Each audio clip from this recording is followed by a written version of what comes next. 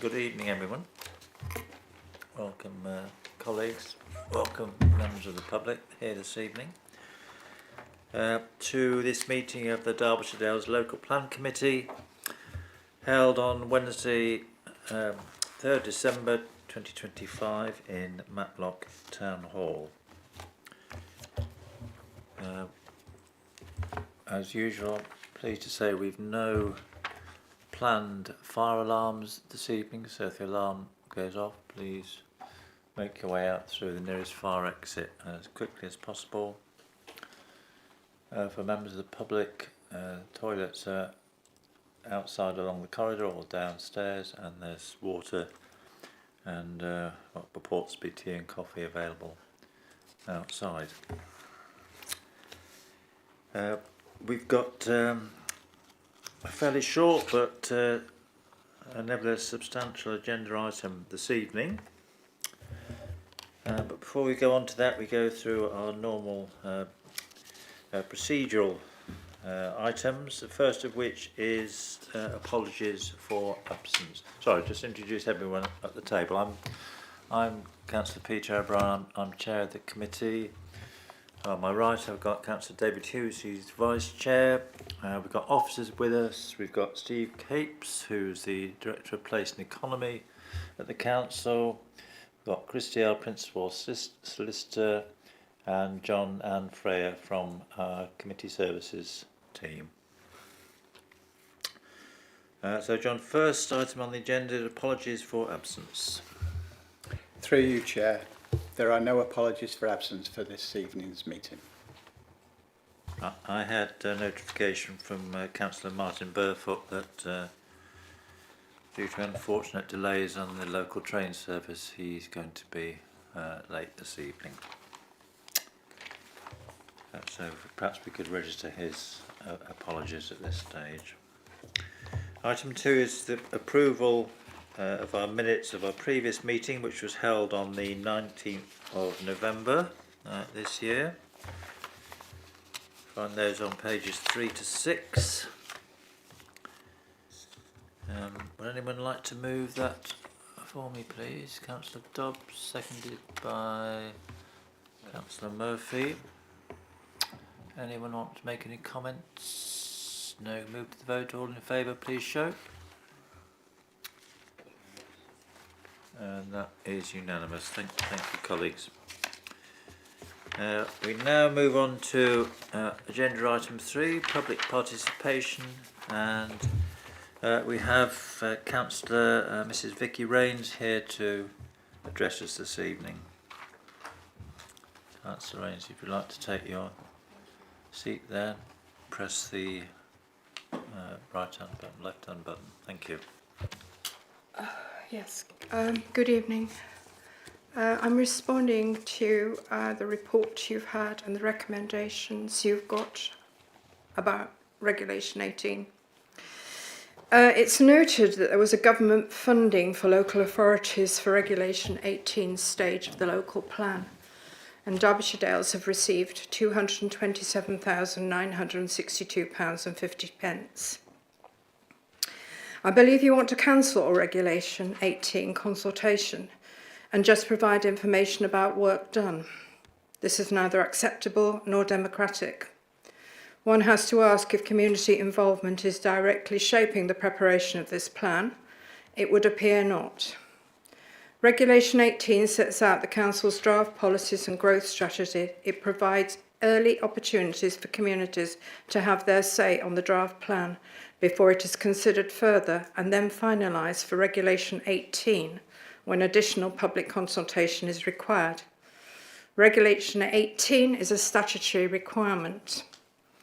Looking at your local plan document 16th of July 2025, I notice on page 12, consultation on the draft modification Regulation 18 is due to commence on January 2026. 2.7 of the same report states, subject to agreement, the committee will then be asked to endorse a draft version of the local plan review for consultation under Regulation 18 at the special meeting in January 26 before being reported to Council. most likely at a special meeting where approval ought to commence and consultation on the draft plan will take place during January and February. You then go on to say in the same report that the programme reflects statutory stages for plan making, including Regulation 18 consultation on a draft plan. On page 22, it's the results of this public consultation, which was a consultation you did about the approach to housing, your local plan and your views. The results of this consultation will be used to shape further rounds of public consultation under Regulation 18 and Regulation 19 of the Town and Country Planning. It is anticipated these will be undertaken late autumn 24 and spring 25. These are statutory periods of public consultation, the responses for which the District Council will need to formally take into account prior to submission of the revised Derbyshire Dales Local Plan to the Secretary of State. So, parish councils are not allowed to overrun any decisions taken within 6 months. So, I'm assuming this is the case for Derbyshire Dales, in which case you will not be able to overrule the fact that you are not going to take Regulation 15 out to the community. Now, you might have changed your mind about this, but it would appear that you've paid somebody to come out and do a review, and they've recommended this. So we would wonder what qualifications these people have. Bearing in mind Regulation 18 is statutory and cannot be ignored by this council. Thank you very much. Thank you, Councillor Rains. I know that the points you've raised are going to be directly addressed by our officers and under consideration of item 6 on the agenda, so thank you for that. Item 4 is interests. Do any members have any interests in the local plan that they wish to declare? No, that's good. Right, we'll move on to item 5. Any questions that we've received from members, John?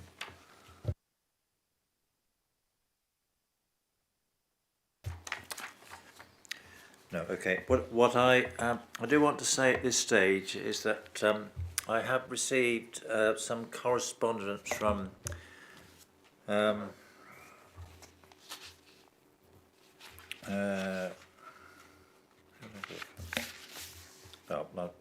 come on to that at the next stage.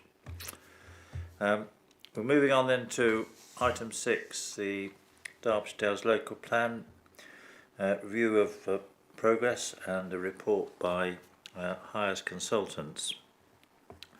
Steve Capes is going to introduce this in a second. I just want to say that we all know that we've had some changes in our planning team, or our officer planning team. We had a retirement which meant we were short of resources. We have still, though, a very competent, very committed core planning policy team in the council, very committed, very enthusiastic team. It is true, though, that with such a small team, that does lead us problems when people feel ill, when we have unforeseen issues. Steve Capes has addressed that issue up front, and very quickly we have brought in a very competent consultancy team to support our officer team, so they'll be working together in tandem. That's the Hyas Consultants, who we referred to at the last meeting, and I think over the next few months we will be meeting and having discussions and debates with members of the Hyas team itself. So I want to assure colleagues and everyone listening that notwithstanding the issues we have with our staffing, we've put plans in place to reinforce the team, and we're confident we'll still be able to make progress on our local plan. Steve, then over to you to introduce, please, item 6. Thank you very much, Chair. And as the Chair said, there's apologies from members of the planning policy team due to illness, not able to be with us tonight. And also apologies from Hyas Consultants, who, if it hadn't been for pre-existing commitments, would have been here tonight as well. They are planning to be here for future meetings. Chair, the report that came from Hyas Consultants is appended to this report in full. It arrived on the 25th of November and the agenda was published on the 25th of November, which gave only limited time to review and write the covering report. There are therefore one or two, well, actually two changes that we're going to that I'm going to recommend to you in a moment, but they're only minor. But just to say that this is now, I think, the third occasion, the third meeting in a row, really, that you've had an external body commenting on the timescale and procedure for achieving the adoption, the submission of a local plan in December 2026. You had the Planning Advisory Services report a couple of meetings ago. At last meeting you had the Planning Inspectorate's report, and this meeting you got the Hyas report, and they're all saying the same thing, and they are looking closely at the timescale, and it's the timescale that's perhaps the key issue for this. Essentially, because as Councillor O'Brien has said, we have lost some resources unexpectedly. But more importantly, the delays of third parties in responding to the consultation on sites. In the case of the Environment Agency, I think that was some 5 months later than it should have been. But other agents, they're not the only one, there are other culprits too. Those delays from third parties have caused problems for the timescale, and you discussed that in detail at the last meeting as well. The report does make it clear that, in fact, Regulation 18 consultation has already been carried out by the Council twice, and that is, in fact, the reason why the grant that Mrs Rains mentioned was given to us, because we'd already carried out that Regulation 18 consultation. So the recommendations are before you, and that refers specifically to the table that's on page 12 of your agenda. There are two minor changes that officers wish to make. The first of those is in the third bullet point of the table on page 12, which would be to delete the words "continue with the strategy and the adopted plan." So it would just remain saying taking a pragmatic approach to maximise allocation to meet housing needs.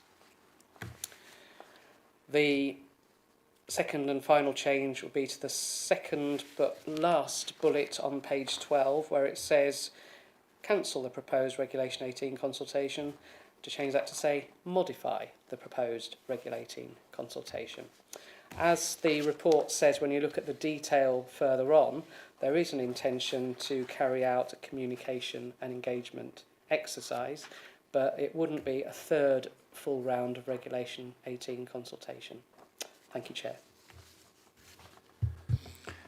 Thank you very much, Steve. Before we open the meeting to questions, I do just want to let everyone know that I have had some correspondence with County Councillor Susan Hobson. I did assure her I would relay the broad thrust of that correspondence with her to the meeting this evening. The principal point she wanted to bring to the attention of the committee was her concern that it appears that the council is being recommended, or the committee is being recommended, to cancel Regulation 18, and by that she interprets we are cancelling consultation with the community. That's a principal concern. Second concern is more of a procedural issue, and that's the way in which we're handling the change which Steve Capes has just read out to you, the minor changes to the table in front of you in the recommendation. And she was concerned that it wasn't quite as straightforward as me as chair saying we're going to change that recommendation by inserting different words, that there was a procedure to be followed, and that involves going through a formal moving amendment process, which we're going to do. So she wanted me to convey two issues: A, her genuine concern about what she considers to be a lack of commitment by the council to engagement with the community over the next 6 months, which I think Steve Capes has addressed, and I think certainly as an administration we remain fundamentally and 100% committed to that positive engagement. And secondly, a procedural issue as to how we address the changes that Steve Capes has gone through with you. Right, questions to Steve or whoever on the presentation he's just made. Councillor Shelley. Thank you, Chair. I mean, I can't disguise that there's a disappointment, I think, with the way that the timetable appears to be slipping, given that we were given certain assurances reasonably recently, and the change seems to have overtaken us, perhaps by surprise. I wonder whether perhaps that should have been a surprise. That's not a question, though. The questions I've got maybe three, but one of them is together, and it's to do with the impact of early proportionate and effective engagement pre-regulation 18, which I think is a requirement, and how that, pre-regulation 19, and how that is going to impact on finalising the work on the SHLA. So forgive me, because I've not been involved in a local plan process before, but it certainly looked to me like the SHLA process was a really significant piece of the evidence base, and I know people have been wanting to have their say out in the community about the relevance of some of the sites which are mentioned in the previous version of the SHLA. So I'm really just seeking some reassurance that even without formal regulation 18, there will be consultation which relates to the sites that come up on the SHLA. So that's my first question. I'm happy to come back with my other couple of questions in a minute if that's useful to deal with that now. If that's okay with you, Chair. Yes, that is exactly what Regulation 19 consultation is. It is going exactly through that in-depth, line by line, site by site, maybe not tree by tree, but that in-depth consultation on all the details. I think members have already carried out, and forgive me, I don't have the details in front of me, but at least 2 rounds of consultation, as well as the call for sites exercise already. And the response to that SHLA hasn't been completed for the reasons I gave earlier, because the statutory consultees who are part of that process haven't yet completed their returns. So the SHLA is delayed, the whole thing's delayed. Esther did advise you of this at the last meeting, and I appreciate it was, probably prior to October that hadn't been made clear, but then prior to October that probably wasn't such a risk. It's a risk that has heightened more recently. So yes, the Regulation 19, apologies for the technical terms, but that is the detailed consultation which has to be carried out before the council can decide on a local plan to be submitted. Okay, thank you. Just related to that, on page 27 of the papers that we've got here, or page 11 of the Hyas report, there's a sentence which says, "From the review we've undertaken, we do not consider that undertaking more work on the evidence base will lead to significantly more sites being identified. I read that and I thought, is that prejudging the SHLA? Because presumably we won't know if there are lots more sites until that's completed. If I may start, and I understand that the Vice Chair will come in a moment. The evidence base that they're talking about is the whole set of evidence base. So it's not only what might come out of the SHLA process, but it's everything else that there is in terms of landscape constraints and flooding constraints and so on. Logically, that's telling them, as I read it, that you know that there ain't a lot that could come forward that hasn't already come forward. And experience also shows that from what I understand, every time this SHLA exercise has been carried out, 3, 4, 5 times in the past, it's more or less the same sites that come forward each time. Sorry, Chair, Vice Chair. Well, I think that's right. But I think it's wrong to think of the call for sites as being events. It's more a continuous requirement to continue to look for sites during the period up until the Reg 19 consultation. And those sites can continue to be assessed subsequently. And indeed, comments can be made at any point up to the point when to feed into the Reg 19 draft of the plan at any point. So, for example, I received a comment last night from by ordinary mail about sites in the local plan, which I've now forwarded on to officers to be included in the evidence base. So it's not these aren't events. It's more of a process of continuing to look for sites, and to look for sites in a number of different ways. And one of the ways is to call for sites. Another way we might look for sites, we might be asked to look for sites, I should say, is by perhaps going out more proactively and in particular areas. Whether that would achieve anything, I don't know, because what we need in terms of sites is a landowner willing to put forward a site and also a developer who is interested in developing a site. So I think Steve is right in that, you know, it's unlikely that very much more will come out, but we have a duty to, and the planning inspectorate will hold us to the duty to find sites to meet our housing need. And if we put forward a housing requirement in our local plan which is less than the calculated need using the MHCLG calculation, then we have to demonstrate that we have left no stone unturned in looking for sites, and that means a lot. You know, we have to do a lot of work to make sure that we have looked at sites and our evaluation is appropriate.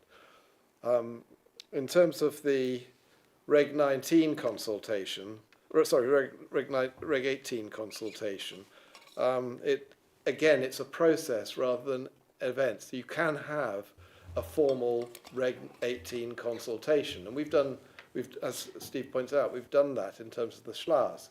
But we can also put out information with expecting to receive comments back, and what we would then need to do would be to document those comments. And that is, I think, the intention. Our intention is to, instead of having a big Reg 18 consultation, which would be a sort of like a Reg 19 consultation, only on a draft, it will be more a series of documents going out. For example, the design code, which is a big and complex piece of work, and our guests tonight have already commented to some extent on that.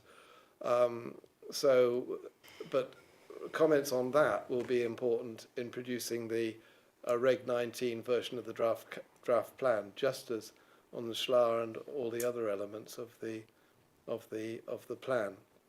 So we're not saying, we're definitely not abandoning consultation, and in the sorts of things that Reg 18 consultation involves.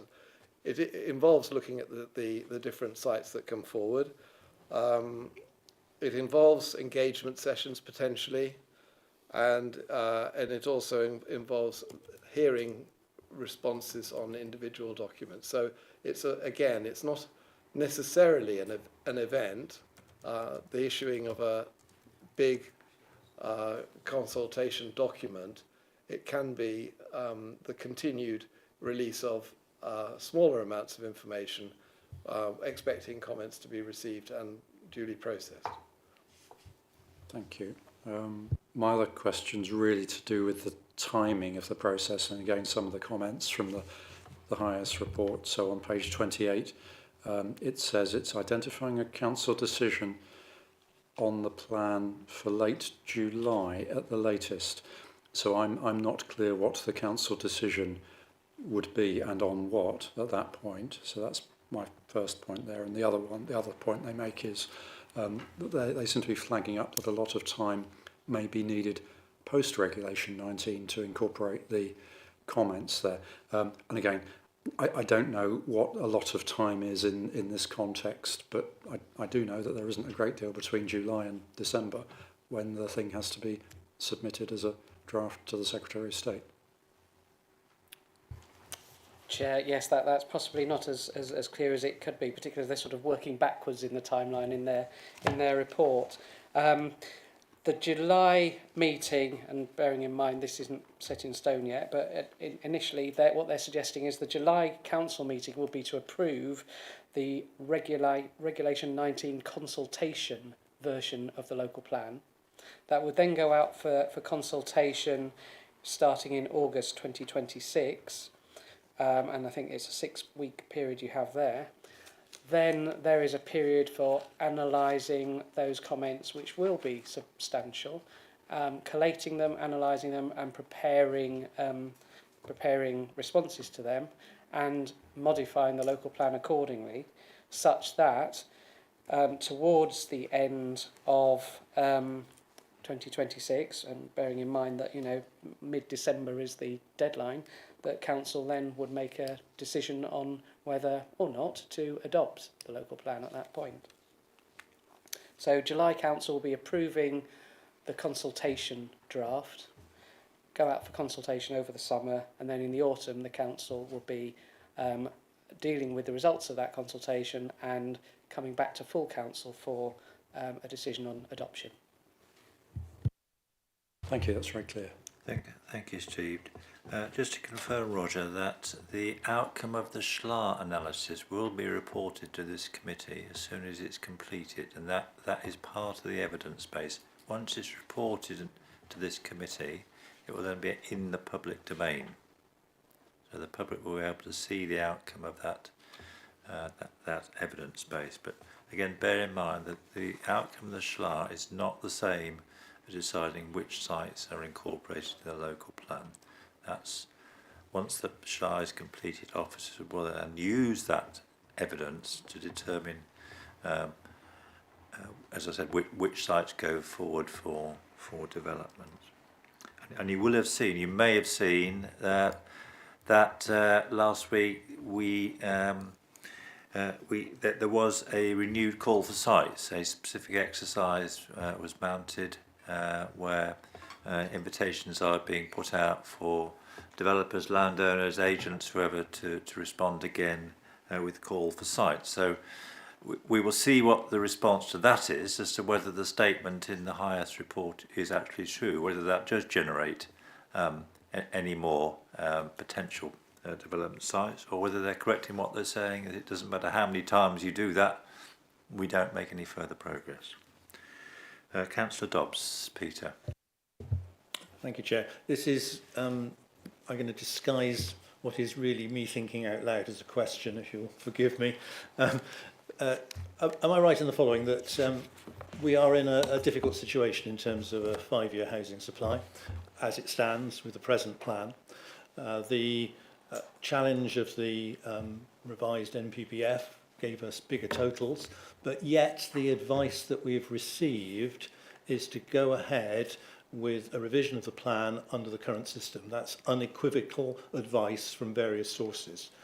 And we've hit some challenges in terms of staffing. but courtesy of Steve, we have employed Hyas, who come with a good track record locally, as it were, the cavalry coming along to hopefully extricate us from this somewhat unfortunate situation. Am I okay so far? Right. With that context, and I'm very much a beginner in this, I only joined this group in May. I was surprised by the highest comment about the Regulation 18, because consulting and getting feedback and getting positive feedback from our residents, not just we don't want it here kind of feedback, but we'd rather it here than there kind of feedback. The fact that they suggested that that might be stopping was a big worry, but I'm hopefully reassured by the suggestions that I'm hearing that we can, that was not the intention at all. And I think I asked Esther at the last meeting exactly what Regulation 18 would look like. And you know, there was no sort of specific, oh, it's definitely got to be like this. It always was a sort of an appropriate continuation of consultation. So I'm hopefully, my interpretation of Regulation 18, is that still roughly right? It's just a continued dialogue, it's rather than an event. And that dialogue will continue. So hopefully, if I can be reassured on that, then I'm more than delighted, actually, by some of the positive tone of Hyas's comments. I was encouraged when I saw this, and I thought there is light. You know, we've set ourselves a challenge, but the advice is unequivocal. We've got to go for this, and better to go for it and, you know, not quite get there, but at least have done some preliminary work for applying under a different scheme. So I don't see any problems with, you know, giving this our absolute best shot. And I would like to thank Steve for managing to find Hyas and getting them on board for this task. Thank you. Well, in response to those cleverly disguised questions, the thanks are to Nikki, Esther, and Claire, and Emily, and those in the planning team who are the dedicated professionals that the council does have, and indeed Mike Hayes before them for getting us to a certain point. But that the remaining members of the team we have are very knowledgeable, very professional, and they are determined to do their best to get us there.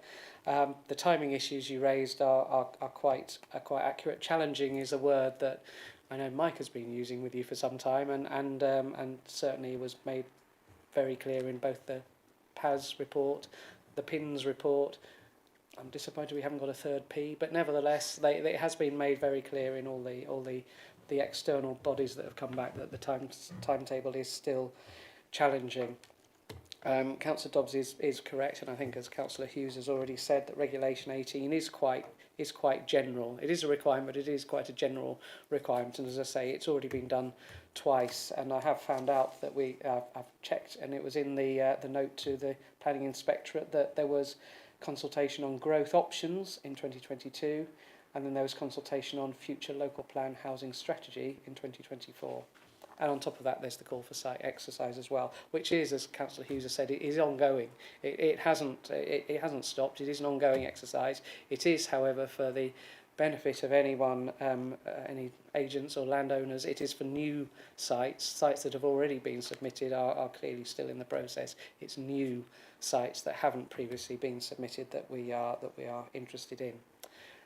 Just finally, on the matter of the 5-year housing supply, one of the reasons to press ahead in the way that we're being encouraged to do is that if, and it is still an if, it is a challenge, if the council can adopt a new local plan with a lower housing target built into it than is in the ministry's standard method, if we can demonstrate, as members have said, that no stone has been left unturned in trying to find sites, and yet, despite all that, we can still only find sites to justify a lower target. If we can adopt that after examination, then that resets the 5-year housing supply for this area, for this council. That puts the council and the communities of the Derbyshire Dales in a much better position in handling planning applications, dealing with appeals, and so on. It puts power back in members' hands. Thank you, Steve. That's very helpful. Just for the benefit on that members on that last point, we're in the current situation of having a housing need figure, as we know, of 573 across the district. I think I'm right in saying, Steve, that our current 5-year housing land supply is only equivalent to less than 1.5 years. And that it's gone up from just under 4 years to less than 1.5 because the government has increased our figure. We haven't done anything. It's the figure that the government has changed, which has artificially reduced our 5-year housing land supply. And we know that the government's edict is that without that 5-year land supply, there's a clear presumption in favour of granting planning permission for most or any housing development, not exactly irrespective of where, but the clear presumption is that you have to grant consent, and that's the situation we're faced with. And without a local plan, that situation would continue for the next 4 or 5 years. That is the issue. So hopefully by next year we will be out of that situation, and that's the absolute priority as far as the whole council is concerned, I think. Can I just ask something? On housing supply, 5-year housing land supply. It's a technical term and it requires explanation. It doesn't mean to say that we've got 5 years of strategic sites in our 5 years supply on strategic sites in our local plan for housing. So we might have, I think we already have got 2,500 land for 2,500 houses or more, that yet to be assessed, of course. And that you would think would give us a 5-year housing supply, but it doesn't. When push comes to shove and we go to appeal with the landowner will say, but of that land, what do you expect to be developed? And the criteria for development is planning permission has been granted. So we have to have land that has planning permission that already granted. And when you come to determine within that land which has planning permission granted, whether it is to be counted in the supply figures, for the development, for one of the developments that went to appeal recently, we had to go through each of the sites one by one and demonstrate that there was a developer building on that site or about to build on that site, and it was which was completely ridiculous, but that is how the developer was intending to present the information to the planning inspector. And they were saying, you haven't got a developer building on a particular site, even though it's got planning permission, reserve matters planning permission. And we had to demonstrate that they had machines on site, they had foundations dug, and so on, and present that information to the planning inspectorate. So this number, the 5-year housing supply, is actually the wrong thing to measure, because what it is measuring is delay in housing provision. It doesn't measure the amount of land that the local authority has made available. It measures the ability of the developers, or the interest of the developers in the land that you have put in place and for which they've got planning permission. And we've got big sites all over the place with outline and detail and reserve matters planning applications approved and no building taking place.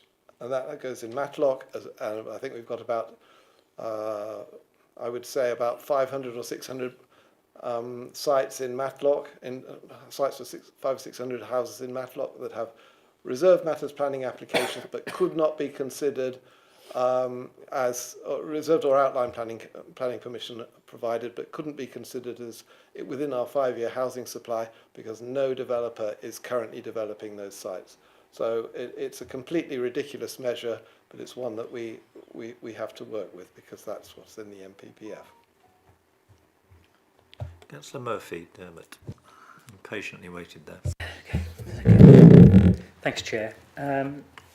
I noted the emails you sent to Councillor Hobson Obviously this phrase modify regulation 18 and whatever, if we ideally had the people in place for the last year that could have been working on this project, we didn't have the retirements and whatever, is there information that I think these villages would be looking for, if we had the ability, would be released in February, March, because they're obviously desperate to actually start seeing the information about individual sites in their villages and whatever, and start having this say. It's the number one question I get at every parish council meeting: what's the update on their local plan and whatever.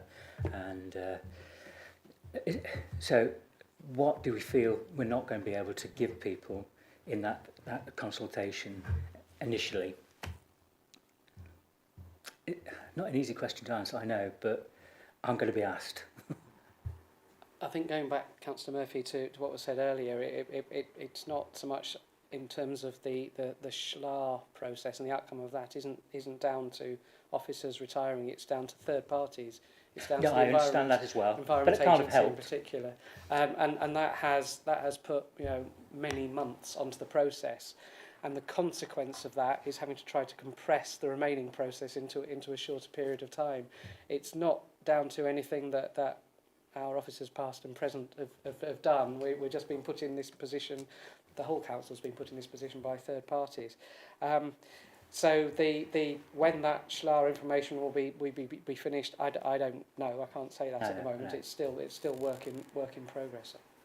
Okay. Can I come back, Peter? What I was going to say, with what you've been saying about the deadlines and the programme and whatever, wouldn't it be a good idea to get in touch with whoever we've got to present our local plan to, and basically explain to them that it's very unlikely that we're ever going to meet that deadline, not because of the lack of professionalism of our team or whatever, but they've had some things thrown at them with the lack of information provided to them, people retiring, people not being able to be recruited and whatever. Why don't we get out in front of this and just...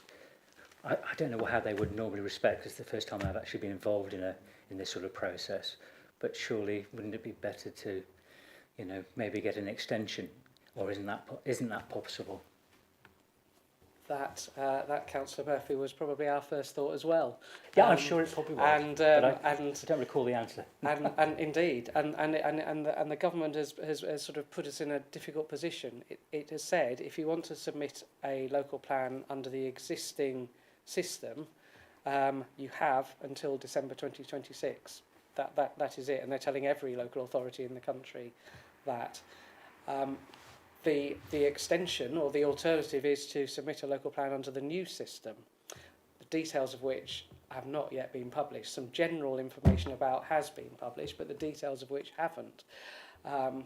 And essentially what that would mean is, well, one, we'd be working to regulations we don't yet have, and two, rather than a local plan review, which is what we're doing here, it would be an entirely new local plan. So the upshot of that is it wouldn't just be a few months extra that we'd be buying, we'd be having at least another year, possibly more, onto the process. So that does remain a possibility, and that is, if you like, our fallback. So the council will not be without a local plan forever. That is our fallback position. But the information or the indication we've had from members and indeed and the public to date has been get the local plan in as soon as you can, and that really means December 26 or a substantial time later. It's not just a few months, unfortunately. It just seems like a tremendous amount of pressure on the guys in your team, and I've worked on projects and a deadline is looming, but in reality there is nothing you can do to achieve the goal. You know that, I know you do. But that's a fair point, Councillor Murphy. Just to add to that, I mean, what Hyas have said in their report, and Councillor Dobbs did get some comfort from it, is that we are probably in a better position in that regard than some of the other local authorities. There are something like possibly about a quarter of the local planning authorities in the country, all who have said they were aiming for this December 2026 deadline for the similar reasons really. But Hyas has said, because of the work we've already done, because of the evidence gathering that's already underway, because of the reports that have already been commissioned, we are actually in a better position than many of them to hit that target. So it isn't a good position to be in, but I think we're in a better position than many of the other 100 or so local authorities are in a similar position. This is no reflection on the professionalism of you guys and whatever, but one or two people said to me, because you guys are under so much pressure and the deadline, does it mean that we're not going to be able to give the focus to each site, and we're not going to be as diligent as we should be because of these impossible targets? I think that's a good question to ask Councillor Murphy, and I think the answer is twofold. One is that's why we're getting in this external support. We're getting in Hyas, who've done a similar job in a neighbouring authority over the last 2 years, who've been in a similar position resource-wise. But the other thing to say is, unless the local plan is done to a very diligent degree, then it wouldn't pass muster with the inspector. The tests that the inspector will put on it, and indeed other people who appear at the examination who seek to challenge it, will make it as such that it has to be. I was just going to say, when it comes to has section to pass 19, muster. Exactly. you'll have a shed load of work, won't you? So yeah, okay, it answers itself. Okay, thank you, Steve. I think what I'd add is that, I mean, none of us sitting around the table, wherever, likes a position where we've given assurances that we will achieve this and that deadline, that we'll the stages we previously said we will achieve, and we haven't. None of us likes to be in that position. No. None of us. What was said to our officer colleagues and to the consultants is, please don't bring yet another report which says it's challenging but you can do it, unless you are certain that it can be done, because that dents our credibility to the point where it's. So we're not going to be disappointed with them if there's certain targets that can't meet, because there's serious demand. Well, We'd rather have honesty. they have looked very carefully, very carefully and in depth at what needs to be done. They've segmented all the tasks. There's a lot more to it than you see on this report, and the Hyas Consultants are experienced project managers, so they know precisely what has to be done and when, and if additional resources at any time are required over and above what we've got, they will say to Steve, we need these additional resources to ensure we keep to that deadline. And corporately, Steve has been told that those resources will be there, because the disbenefits of not doing it by 2026 far outweigh the challenge and the risk that you've outlined. As to the quality, you're right, but that is in the committee's hands.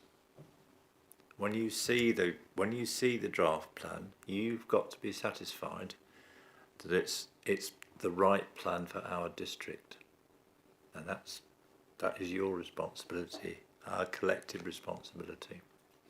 I don't. As I said to my colleagues, it is not a tick box exercise to say we have a local plan. Tick.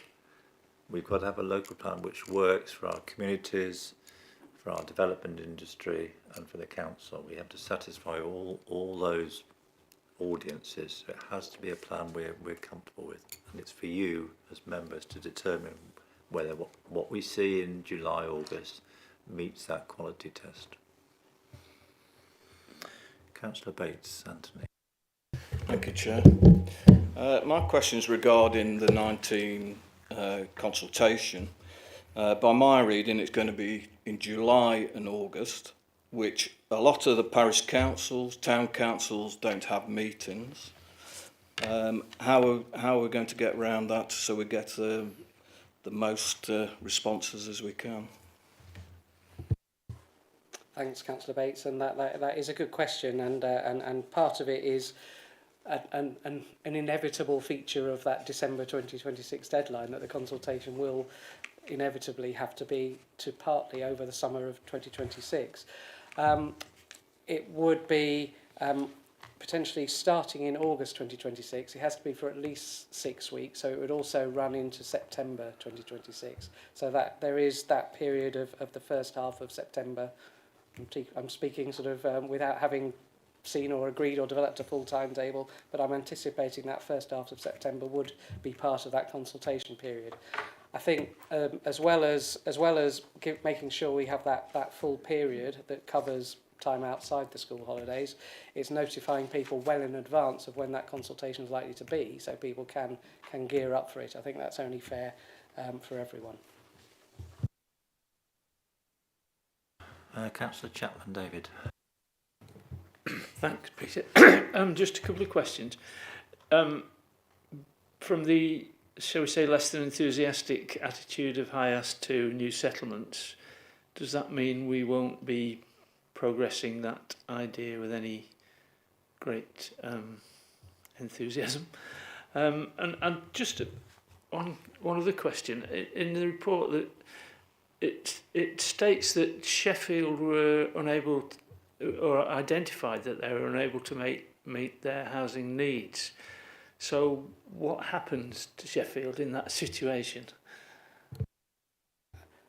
Both very good points. And as a resident of Sheffield, I think I can give an answer to the latter. Is that they haven't yet. It's not yet clear what's going to happen to Sheffield in that situation. Their examination of their local plan took place some months ago, and the outcome of it I don't yet know. So we will see on that one. Could I just ask what the potential outcome for Sheffield would be? Well, it would only be a guess. It will be if they again have shown that they've done absolutely everything they can, including engaging with neighbouring authorities and looking for every possible site in their area for new settlements. Then it'll be up to the inspector or the examining inspector to make a judgment. Have you done enough? In which case, your local plan as it is passes, or have you not done enough? In which case, sorry. So the inspector will make a judgment based on the level of work that Sheffield have done. I don't know how much work they've done on that and what they can show.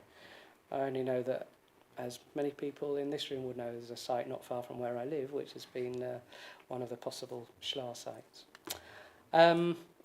With regard to new settlements, actually Hyas are very enthusiastic about new settlements. It's sort of their day job in a way. Providing and working on new settlements, large sites is where they originally came from as a planning consultancy. A lot of their planners were originally working for agencies that predated Homes England, as well as working in local authorities. So Sorry to interrupt, but it doesn't come across as that in this report.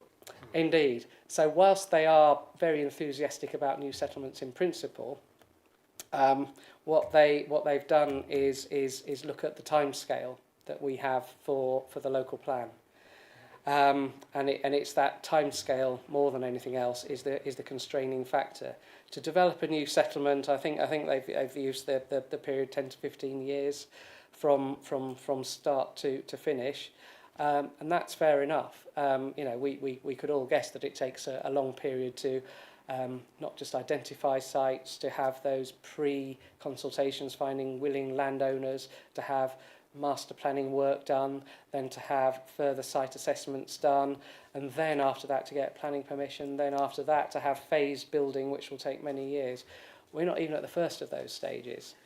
And the difficulty is that whilst we could start that now, we could have started that 12 months ago. Even if we had have done, we wouldn't be at the point of submitting our local plan in December 2026 of having a deliverable site identified. So whilst we could say we're doing more work on new settlements, and that is part of what we would, I'm sure, want to do in time, what that couldn't possibly do is help towards the housing numbers that we've got in this local plan.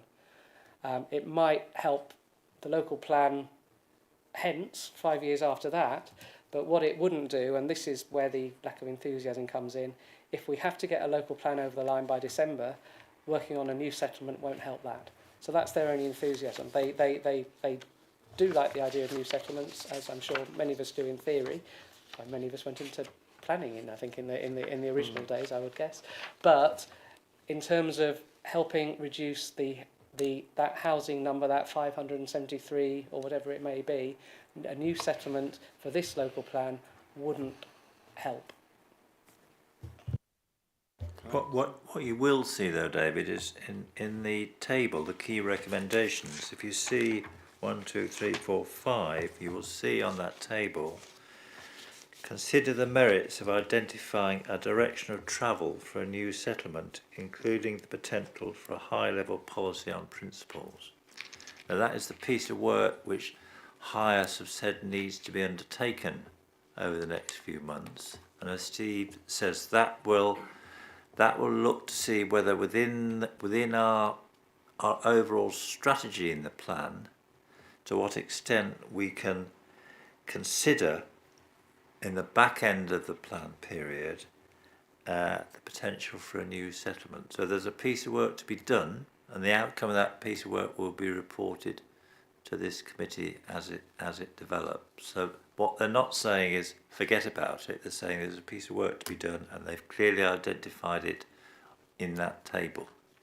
They've just said don't put all your eggs in the basket and saying, right, our problem's solved. All we need to do is say we'll have a new settlement, because it doesn't work like that. David. So the other points to note in that table are consider a stepped housing requirement and trajectory, which means that we would be looking at what we can do now with the sites that are available once we've done the SHLA evaluation, and noting that capacity to deliver in the short term and the implications for the longer term. And the other point I would suggest is that relevant here is also the recommendation to consider commissioning evidence on market absorption, capacity and delivery potential. This is what is the interest of developers in Derbyshire Dales. And along those lines, we also understand DEMCA's position, which is not to prioritise housing in Derbyshire Dales, but to prioritise it in other areas of the East Midlands. And the developers will be working with EMCA in developing those proposals. So Peter and I did go to see one developer a few months ago to ask this very question: what was their propensity for delivering in Derbyshire Dales? And they estimated that our current delivery rate, which is around 200 or 220 houses a year, was about what they would expect to do going forward. The whole district? Yes. Wow. So, well, they extrapolated from Matlock. I'm extrapolating from what they said about Matlock. But so there seems to be some mismatch between what the development industry suggests is appropriate and what government considers appropriate. So coming back to the leaving no stones unturned, there are a number of issues that need to be considered in turning the calculated housing need into a housing requirement for the local plan. And that's what we have to do over the next 3 or 4 months in order to get a realistic assessment of the housing requirement that we can fulfil. Councillor Burfoot, Martin. Welcome. Thank you, Chair. Initially, well, first of all, can I extend my apologies for being late? I hope you saw my emails and the reason for it. That's okay. We thought that 3 hours from Leicester to Matlock was long enough, but yeah.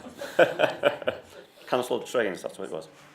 Anyway, yeah, in terms of the local plan submission and so on, obviously every local authority, well, not every local authority, but most local authorities, as we've heard, are going to be behind the curve like we are, and therefore going to be struggling to submit their plans at the right time. And then, of course, there'll be examinations in public. I just wonder how and we've heard that quite a few of those are going to be probably inadequate and probably rejected at examination in public stage, but will the department have enough professional staff and the inspectors to actually go around the whole country? So there'll be so many taking place at roughly the same time. I don't know how they're going to cope. So you can imagine the scenario where they're all going to be delayed by many months, and we won't get a result until we're abolished as a council anyway. So that's So that's going to be another challenge. But I mean, what is the final penalty? Because if everyone's in the same boat, so to speak, and end up not being able to submit a satisfactory plan with the increased housing numbers, housing targets they've been asked to provide, what is the outcome of that? I've got another question as well, but answer that one first. I can't speak for the planning inspectorate entirely, Councillor Burfoot, through you, Chair, but I know they are recruiting furiously at the moment. The planning inspectorate are, so if anyone is a qualified planner and wants a job, I suspect they would bite your hand off. They are recruiting, but there is that possibility that, you know, even if a smaller number do submit on time, that the examinations may take some time. One thing we can do that will hopefully act in our favour, as you know, we had that visit from the planning inspectorate a month or so ago, where they did come and give us some helpful advice, and that was what Esther brought to you at the last meeting. They have indicated that they could come again at appropriate times, some perhaps before the Regulation 19 consultation or after, I can't remember which they said, but around that time they would come again to give us a further visit and further advice, and at that point, hopefully, well, both we and they will have a better idea of the timescales going forward. The second question is about, well, again, it's been mentioned before, about new settlements and so on. So where do we stand as regards new settlements, and what is exactly a new settlement in the Derbyshire Dales context? We've got so many small villages, well, the likes of Brailsford, for instance, which has been extended exponentially really over the last few years. Not very satisfactorily, I would say, as well, probably. But obviously appeals have been upheld and so on, and developments going ahead.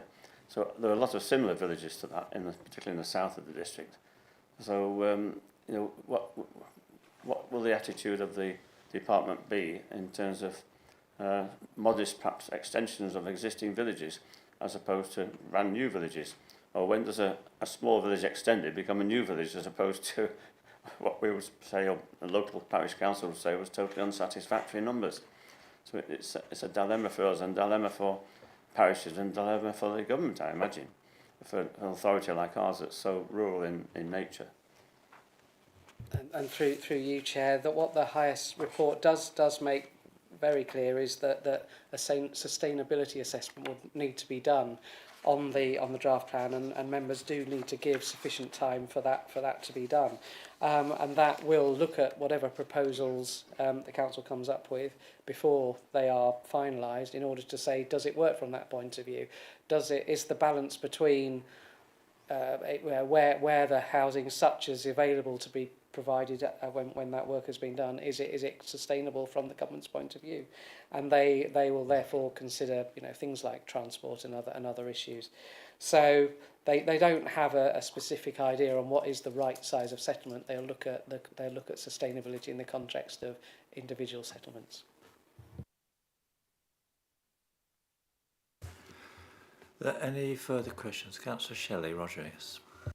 Thank you. This one's on behalf of Lucy Peacock, who had to go a minute ago. It was really, I think we've already had this sense, but to really get an undertaking, if possible, from this committee to let parish councils know the timing well in advance. So we had a discussion a few minutes ago about letting people know, for example, that there's likely to be consultation coming up over the summer holiday period next year. But it's also giving them that sense of when new evidence is coming out of the SHLAR process in advance, so they can have that awareness before their own timetable of meetings. You know, I know some parish councils, one on my parish, for example, only meets every 2 months normally, whereas Dale is incredibly enthusiastic and actually meets in August as well. So that they'll always be able to input in that sense.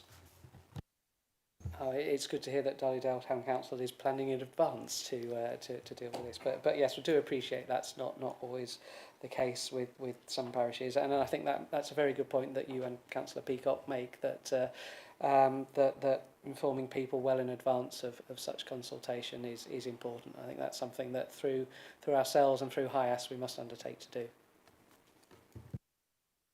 I think, Roger, although it's not a recommendation in the report here, I also said that it is incumbent on us to, as a council, if the recommendations as amended are carried this evening, we do need to let parish councils and others know the new situation and explain very carefully and lucidly in words that they can understand how and when we will engage with them, whatever form that takes. So that point is well made, and precisely how we do that we'll decide over the next week or so, but we are going to do that.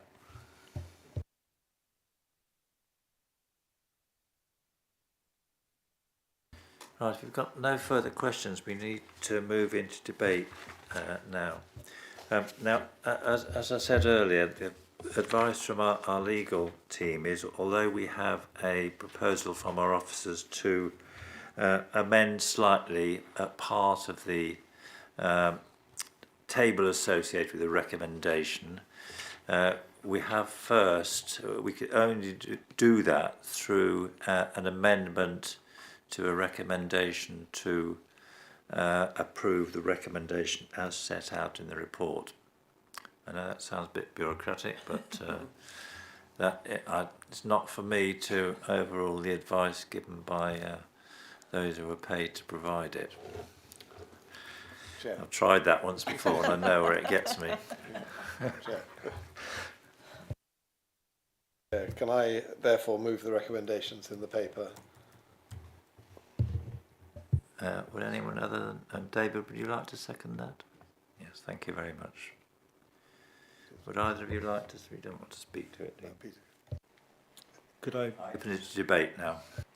could I move an amendment, in fact, along the lines that Steve suggested? Shall I go ahead with the suggested wording? That is the third bullet point in the key recommendations, to delete from continue to plan, and then pick it up at, it could be taking, but perhaps grammatically, take a pragmatic approach to maximise allocation to meet housing need. So that would be the third bullet, modified along those lines. And then the penultimate one, delete the first word, cancel, and substitute modify the proposed regulation 18 consultation, and then to tidy it up, remove and instead, and just say to provide information to communities about work done to date and direction of travel. Does that amendment find a seconder? Councillor Shelley, thank you. Do either of you want to speak to that? Would anyone else like to contribute to a debate? I mean, all I would say is it seems to be, it's not a fait accompli, but it's a reflection of reality, isn't it? It's where we are. And with the best will in the world, we are trying to, it appears that we're trying to use the council's resources, by which I also extend to other people that we bring in who aren't necessarily on our formal payroll, to get the best possible outcome, which is a completed plan draft for submission for this time next year. Right, can we move to a vote on the amendment? Does everyone understand the amendment fully? Can you read it out again, Peter? I could. That is, you've got the key recommendations on page 12, and then so it's the third bullet down, or the little arrowy thing. We delete continue down to plan, and then it picks it up, take a pragmatic approach to maximise allocation to meet housing need, which just seems to be a sensible approach. And then penultimate little arrowy bullet thing, delete, cancel, substitute, modify, and then just to tidy the grammar up, delete and instead, and substitute to. So modify the regulation 18 consultation to provide information to communities about work done to date and direction of travel. And you've heard Peter suggest, from Roger's suggestion, that notification of when would be good. Right, can we have all those in favour of that amendment, please show?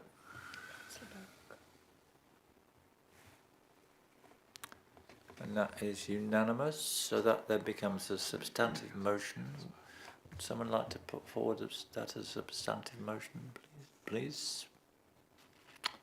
That's the. Can we just vote on Sorry, it? Martin, you aren't allowed to vote because of your late arrival, so we will discount your hand. So, Councillor Dobbs, you were going to propose a substantive motion. I could propose. I didn't know we need to do that. I learn something new each day. Okay. Right. Yes. This is. I now propose with these two amendments that this is now the recommendation from this committee. Any Councillor Murphy? Thank you very much. Anyone want to speak?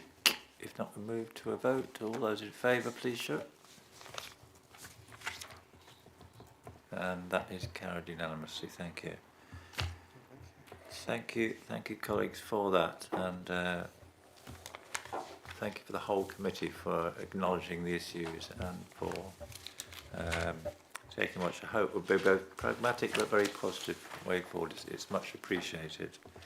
And I will, as I said, ensure that we do issue information to parish councils, town council, and all those with an interest in the plan, so it's very clear what we're now going to do over the next 6 months and how they can be engaged. So I think that concludes the meeting, and again, have a safe journey home, whether you're travelling by bus, train or bicycle.